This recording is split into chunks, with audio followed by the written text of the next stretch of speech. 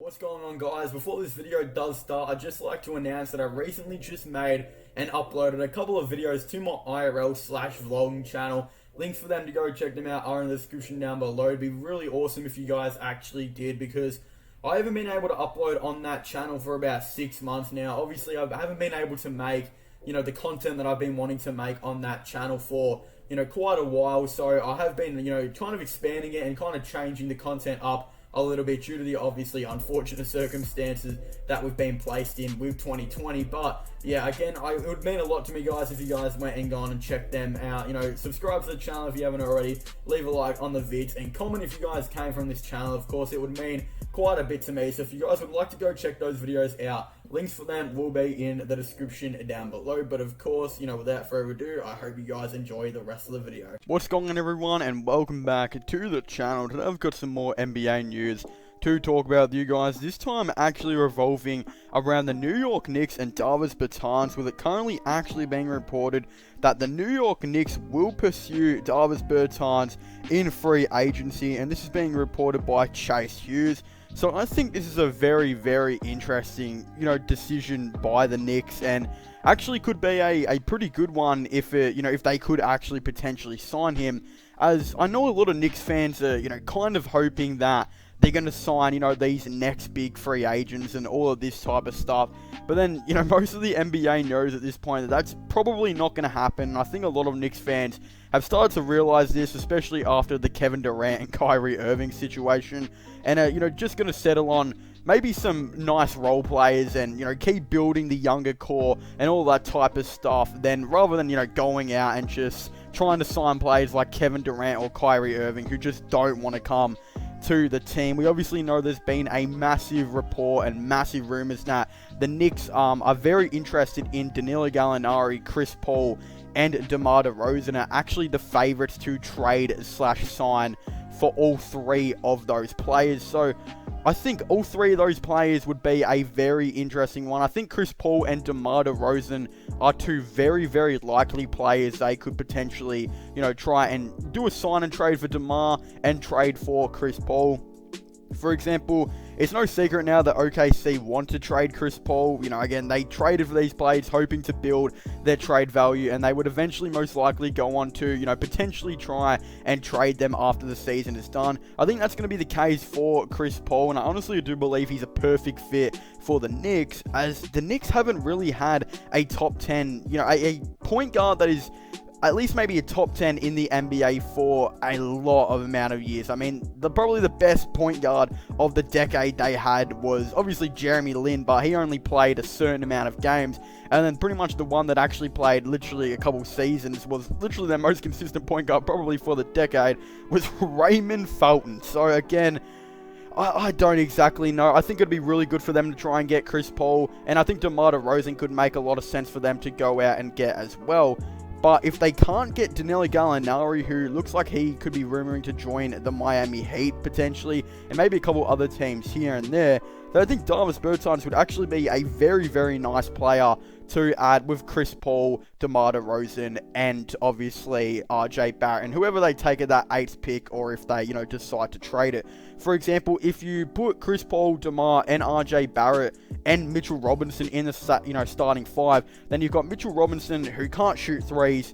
DeMar DeRozan barely shoots threes, and has been known to be not exactly the greatest three-point shooter. It's very similar to RJ Barrett. They're much more mid-range type of players.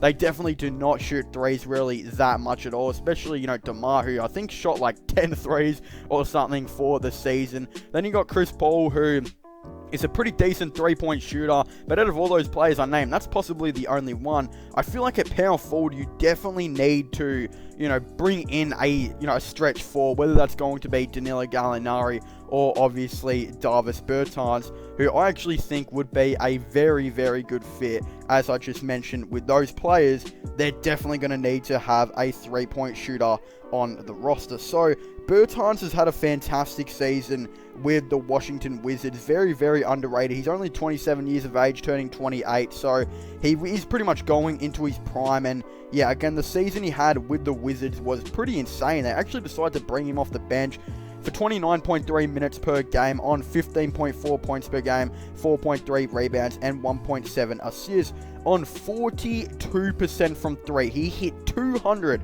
of the 472 points that he got on the Washington Wizards. That is absolutely insane to think about, and to even say that is absolutely crazy because the Wizards barely had, any solid point guards throughout the whole entire season. I mean, their starting point guard for most of the season was Isaiah Thomas, and Isaiah Thomas he's a very versatile scorer. We all know this, but it's not like he was the greatest playmaker at, the Wizards. I believe he averaged around 4 or so assists per game. Considering this guy made 40% of his threes, 200 threes for the season, is absolutely crazy.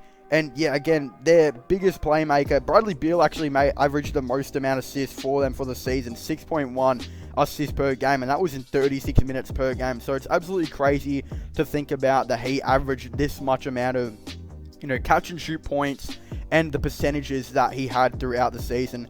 Even though they did run a lot of plays for him to get open, I just still find it really crazy. And partnering up, with a player like Chris Paul, who is currently, he's a great playmaker. We obviously know how good he has been throughout his whole entire career. And right now with OKC this season, he is 18th on 6.7 points per game in the NBA. That is, again, a very, very, very good number by, the Oklahoma City Thunder and Chris Paul. And if the Knicks could trade for him, they already have Elfrid Payton, who's 11th in the NBA, currently averaging 7.2 assists per game, which might be a surprise.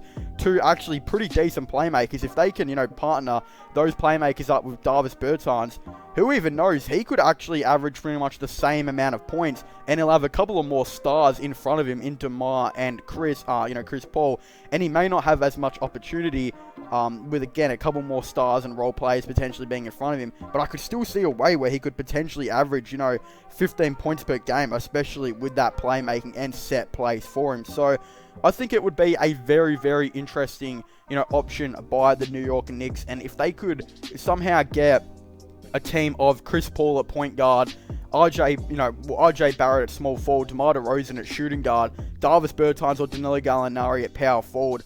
Right now, it's looking like Bertans, and then you'd have Mitchell Robinson at center, whoever they drafted the pick 8, potentially Elfrid Payton, new coach Tom Thibodeau, and a couple other players here and there who they may, potentially sign, and more good role players like Reggie Bullock. Then again, that New York Knicks team is actually starting to look like a very nice team, and obviously a team that I definitely think could make the Eastern Conference playoffs. So that would be very interesting by the Knicks. I just think that's what Knicks fans want. I think that they would definitely settle on players such as like Bertans, as long as they make the playoffs and show some improvement. So I could definitely see something like that potentially happening. Now, what would the New York Knicks actually have to pay to get Bertans?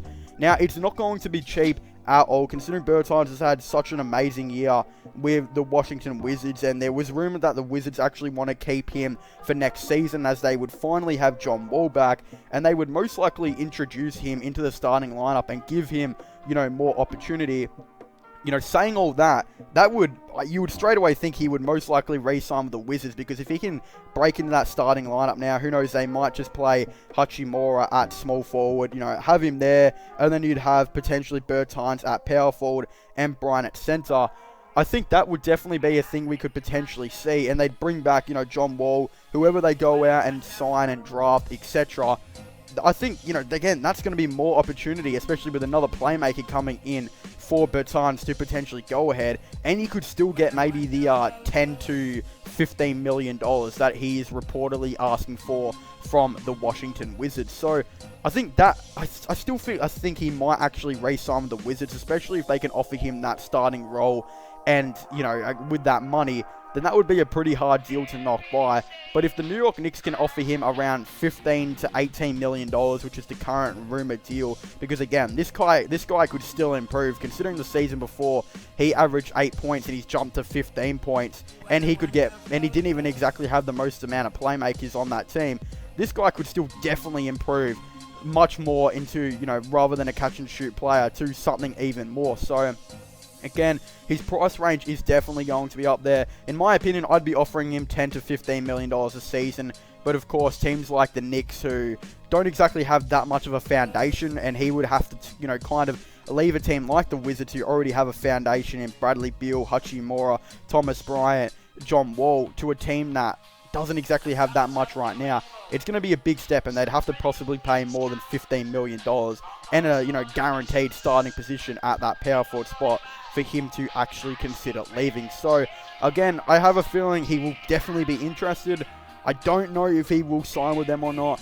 Again, I think it's just going to be played by if the Knicks will go out and trade for Chris Paul and maybe DeMar DeRozan, etc. But anyway, I want to thank you guys so much for watching this video. Make sure to leave a like and subscribe to the channel for all the latest NBA news and NBA content. Don't forget to go and subscribe to my gaming channel and my IRL/long channels. Links for them will all be in the description and down below. And definitely don't forget to go check out my podcast as well if you haven't already. Links for them will all be in the description down below as well. But as I was saying, I have to thank you guys so much for watching. Make sure to leave a like, subscribe, and comment. And I'll see you guys next time. Goodbye.